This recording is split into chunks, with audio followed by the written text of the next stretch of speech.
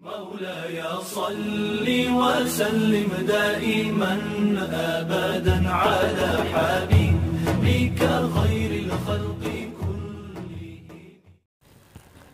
بسم اللہ الرحمن الرحیم. السلام علیکم ورحمۃ اللہ وبرکاتہ. حدیث آپ دا ڈے کے ساتھ حاضر ہے آپ کا دوست اقبال اختر. پیارے دوستوں، آج ہم آپ کے لیے صحیح مسلم کی بہت ہی پیاری حدیث لے کر حاضر ہوئے ہیں.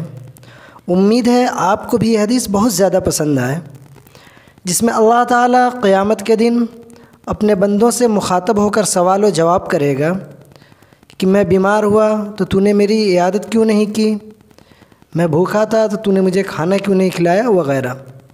صحیح مسلم کتاب البر والصلۃ والآداب، باب فضل عیادت المریض، حدیث نمبر 2569.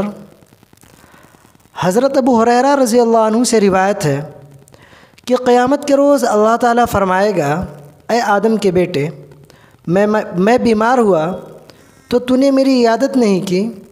انسان کہے گا، اے میرے رب، میں کیسی تیری عیادت کرتا جبکہ تو خود ہی سارے جہاں کا پالن ہار ہے. اللہ تعالیٰ فرمائے گا، کیا تجھے یہ معلوم نہیں کہ میرا فلاں بندہ بیمار ہوا لیکن تم اس کی عیادت کو نہیں گئے؟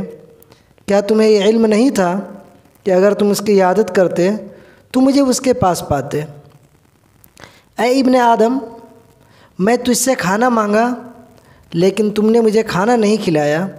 وہ بندہ کہے گا، اے میرے رب، میں تجھے کیسے کھانا کھلاتا جبکہ تم خود ہی تمام دنیا کا پالن ہار ہے؟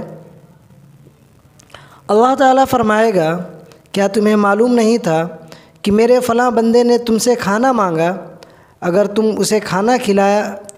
نے اسے کھانا کھلایا ہوتا تو اس کا اجر و ثواب میرے پاس پاتے. اے آدم کے بیٹے، میں نے تجھ سے پانی طلب کیا تھا، تم نے مجھے پانی نہیں پلایا. بندہ کہے گا، اے میرے پروردگار، میں تجھے کیسے پانی پلاتا، تو تو خود رب العالمین ہے. اللہ تعالیٰ فرمائے گا، تجھ سے میرے فلاں بندے نے پانی مانگا تھا مگر تم نے اسے پانی نہیں پلایا. کیا تمہیں علم نہیں تھا کہ اگر تم اس کو پانی پلا دیتے تو اس کے اجر و ثواب کو میرے پاس پاتے؟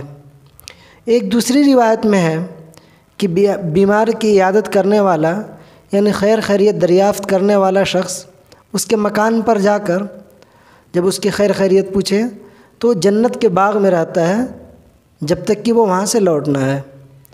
اللہ تعالی ہمیں بھی توفیق عطا فرمائے. آمین. السلام علیکم ورحمۃ اللہ وبرکاتہ.